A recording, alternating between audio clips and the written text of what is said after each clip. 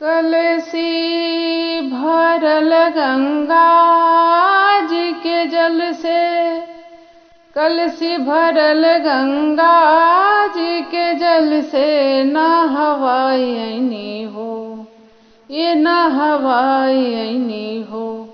गंगा जलवा ये गंगा जलवा बम भोला पर चढ़ाई ऐनी हो।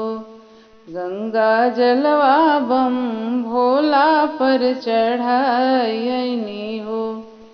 ये चढ़ाई ऐनी हो, ये चढ़ाई ऐनी हो, ये चढ़ाई ऐनी हो।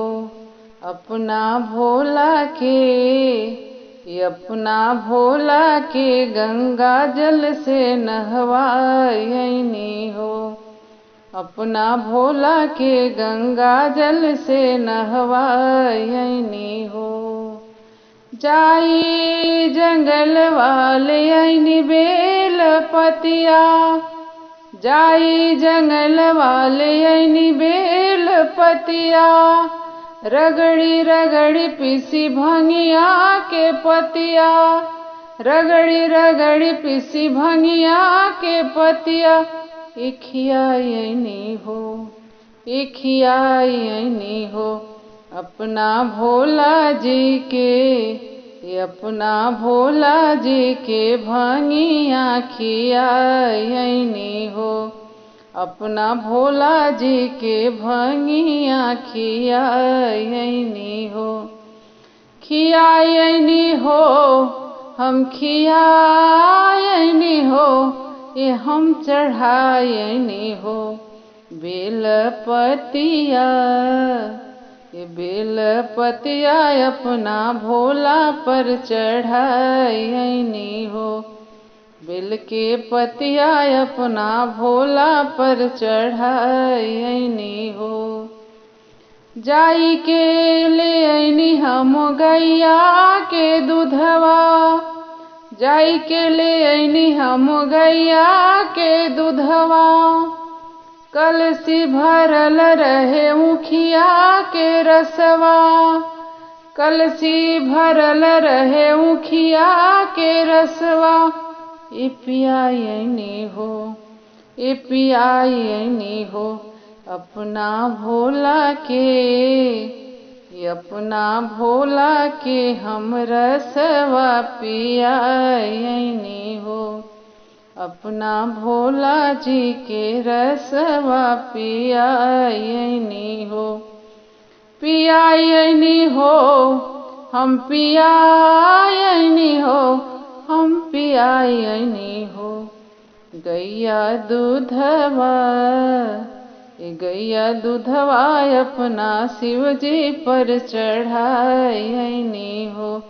गाय के दूधवा अपना भोला पर चढ़ाई ऐनी हो।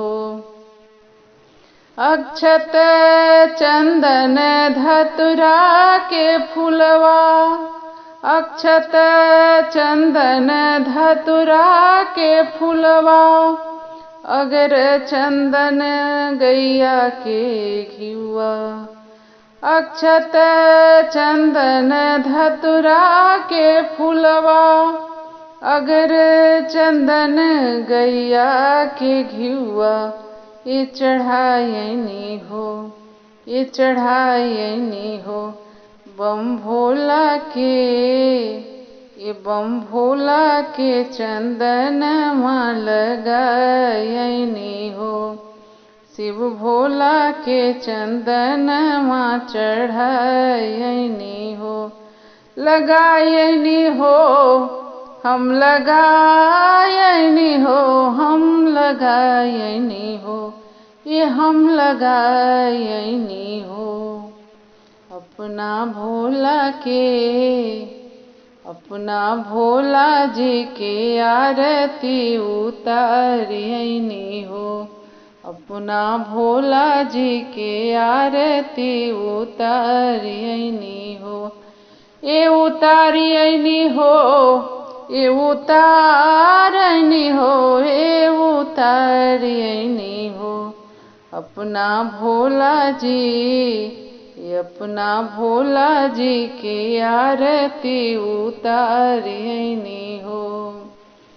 कलसी भरल गंगा जी के जल से, कलसी भरल गंगा जी के जल से नहवायनी हो, ये नहवायनी हो अपना भोला के।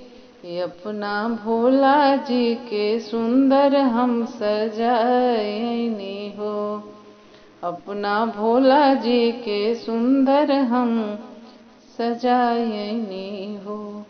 ये सजायनी हो हम सजायनी हो, ये हम सजायनी हो अपना भोला के। ये अपना भोला जी के सुंदर हम बनायनी हो, अपना भोला जी के सुंदर हम बनायनी